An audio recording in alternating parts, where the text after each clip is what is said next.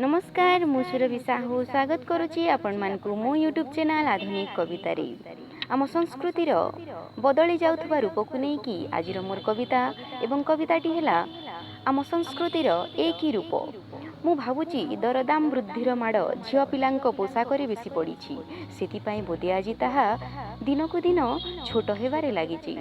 छोट बेले जिद करती बापा मते ओढ़णी ड्रेस दरकार, बड़ होला परे ओढ़णी लागुची संपूर्ण रूपे अदरकार। आधुनिकता आज समाज रे मोतिया बिंदु परी माड़ी जाउची, फटा वस्त्र आज आखि को अति सुंदर देखा जाउची।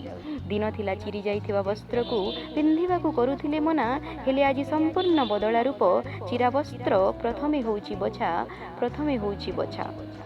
वृद्ध पितामाता जेबे कहिबे चिरा वस्त्र कौन आधुनिकतार रूप, पुत्रवधू उत्तर देवे चुप रुह तुमे पुरुणा कालिया लोक।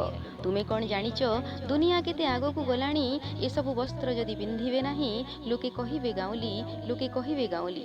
विदेशरू आसी महिला माने भारतीय वस्त्र को ग्रहण करुचंती, हेले एठिकार सभ्य समाज ताकू गाउली बोली कहउछंती। भारतीय संस्कृति सतरे आजी वृद्ध पितामातांक सह पुरुणा कालिया हेला अर्धनग्न शरीर आजी आधुनिकतार परिचय पाइला।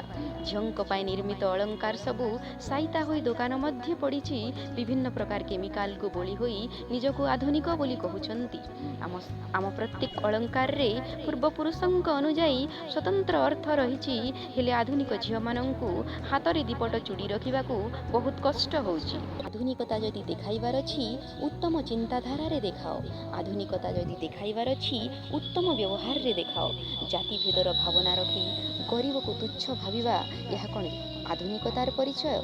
उच्च नीच भावना रखी निजको बड़ बोली भाविबा यह कौन आधुनिकतार परिचय? आम कला संस्कृति सौंदर्य समग्र विश्व रे चर्चित, हेले आज आम कला संस्कृति हेबाकू जाउछि विलुप्त। शिक्षित समाजर सभ्य प्राणी होई यह आमर कि असभ्य रूप, आम संस्कृति को गाउली कही कौन आमे रखि पारिबा देशर टेक?